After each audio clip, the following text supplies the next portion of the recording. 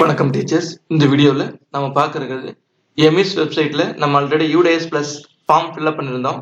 அந்த ஃபார்மை இப்போ நம்ம பிரிண்ட் அவுட் எடுக்க ஆப்ஷன் கொடுத்துருக்காங்க. அதை எப்படி நம்ம டவுன்லோட் பண்ணியோ இல்லை பிரிண்ட் அவுட் எடுத்து பராமரிக்க சொல்லிட்டு பார்க்க போகிறோம்.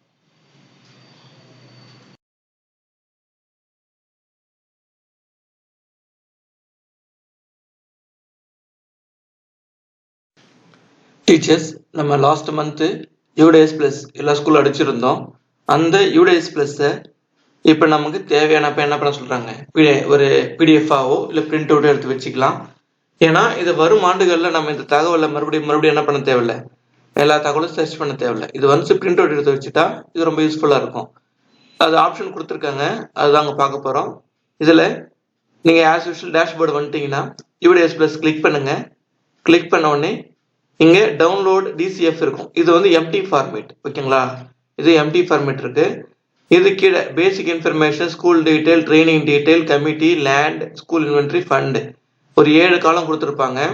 இது மெட்ரிகுலேஷன் வந்தால் 8 காலமாக இருந்திருக்கும், ஓகேங்களா? மெட்ரிகுலேஷன் எய்டட் ஸ்கூலாக இருந்தால் இன்னொரு காலம், ஃபண்ட்ஸ் அண்ட் ஃபீஸ்னு ஒரு காலம் இருக்கும். இப்போ கவர்மெண்ட் ஸ்கூலாக இருந்தால் 7 காலம் இருந்திருக்கும், ஓகேங்களா? இதில் டவுன்லோட் ஸ்கூல் டேட்டான்னு சொல்லிட்டு செகண்ட் ஆப்ஷன் ஒன்று இன்சர்ட் பண்ணியிருக்காங்க. அது எதுக்குன்னா, இப்போ நாம ஃபில்அப் பண்ண தகவல்கள் என்ன பண்ணிக்கலாம், ஒரு தடவை பிரிண்ட் அவுட் எடுத்தோ இல்லை வியூ பண்ணியோ நாம சேவ் பண்ணி வச்சுக்கலாம் நம்ம, ஓகேங்களா? இப்போ நெக்ஸ்ட் ஒரு கோத்ரூ பண்ணுங்க. இதில் கோத்ரூ பண்ணிட்டு இல்லை என்னெல்லாம் எல்லா காலமும் இருக்கு, பார்ட் 1 பார்ட் 1 முடிஞ்சோடனே பார்ட் 2, ஓகேங்களா? பேசிக் டீட்டெயில், ஸ்கூல் டீட்டெயில், ட்ரைனிங், ஒரு காலமும் இருக்கு.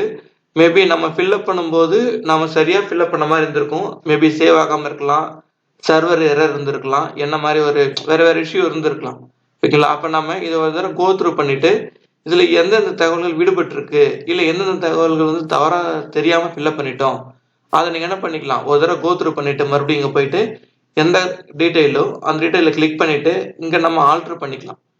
அப்படி ஆல்ட்ரு பண்ணும்போது நாம சரியான தகவல்கள் இங்கே என்ன பண்ண முடியும், கொடுக்க முடியும். அந்த மாதிரி அது ஒரு ஆப்ஷனாக என்ன பண்ணிக்கலாம், இதை நம்ம இந்த ரிப்போர்ட்டை யூஸ் பண்ணிக்கலாம், ஓகேங்களா? அப் டு என்ன இருக்கு, பார்ட் 7 வரைக்கும் இருக்குது.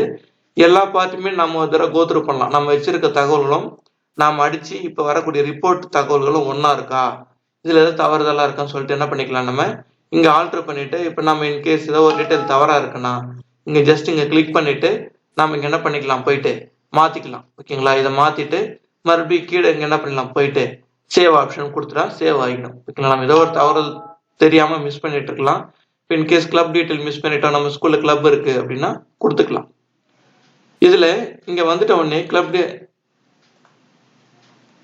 இங்க டவுன்லோட் ஸ்கூல் டேட்டா அது வந்துட்ட உடனே இங்கே பிரிண்ட் ஆப்ஷன் இருக்கு.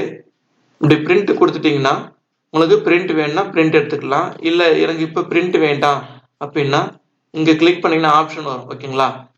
நீங்கள் ஆல்ரெடி பிரிண்டரோட கனெக்ட் பண்ணியிருந்தா உங்கள் பிரிண்டர் நேம் வரும். இல்லைன்னா சேவ் ஆஸ் பிடிஎஃப் இருக்கு இல்லைங்களா, அது நீங்கள் இப்படி கொடுத்துட்டீங்கன்னா உங்களுக்கு என்ன ஆகிடும், இந்த மாதிரி கேட்கும், சேவ்னு கேட்கும். நீங்கள் இப்படி சேவ் கொடுத்துட்டீங்கன்னா உங்களுக்கு என்ன ஆகிடும், உங்கள் ஸ்கூலோட டேட்டா இந்த மாதிரி ஒரு பிடிஎஃபாக உங்களுக்கு வந்துடும். அப்போ நீங்கள் என்ன பண்ணிக்கலாம், நீங்கள் உங்கள் ஃபைல் நேம் கொடுத்துட்டு சேவ் பண்ணி வச்சுக்கலாம்.